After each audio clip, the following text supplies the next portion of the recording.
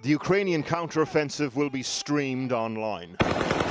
Verified footage from the town hall in Izium, northeast Ukraine, occupied by the Russians until a few days ago. Now an officer of the Armed Forces of Ukraine broadcasts from the main square. The building of the local administration is still burning. Everything around is destroyed, but it's okay.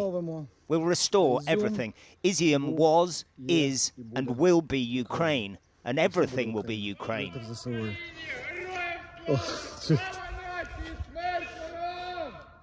Locals passing by shout glory to Ukraine. Putin!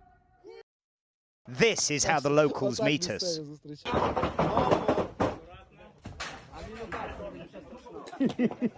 Social media is awash with Ukrainian troops hoisting their country's flags in towns and settlements north and east of the city of Kharkiv. This is from the village of Borshova, about 11 miles from the Russian border. 200 days of war, most of that time small incremental changes here and there, but then at the beginning of this month it all started changing, slowly, then suddenly. Here's the latest territorial advances by Ukraine, an area twice the size of Greater London. In the last 24 hours alone, another 20 settlements retaken in the Kharkiv district or oblast, according to the Ukrainians. The town of Kupiansk and Izium retaken were important supply hubs for the Russians. There are reports that the Ukrainians have moved right up to the Russian border in the north and are close to taking the entire Kharkiv oblast.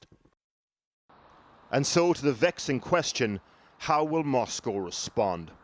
If these pictures from a power station on the outskirts of Kharkiv city are anything to go by, with fire and with fury.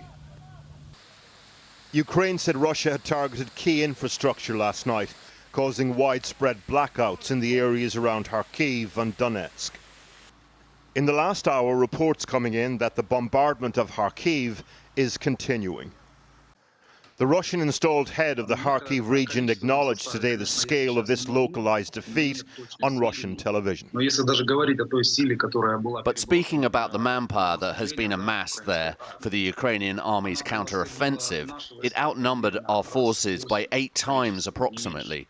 Therefore, I think command decided to retreat and regroup in order to preserve our personnel.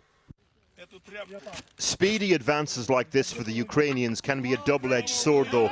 Territory taken needs to be secured, and the temptation to overstretch can become intoxicating. The Russian military appears to be in disarray in the northeast for now, and prioritizing emergency defensive action is every general's nightmare. But after the Russian retreat here, the Russians will regroup. And after that, what then?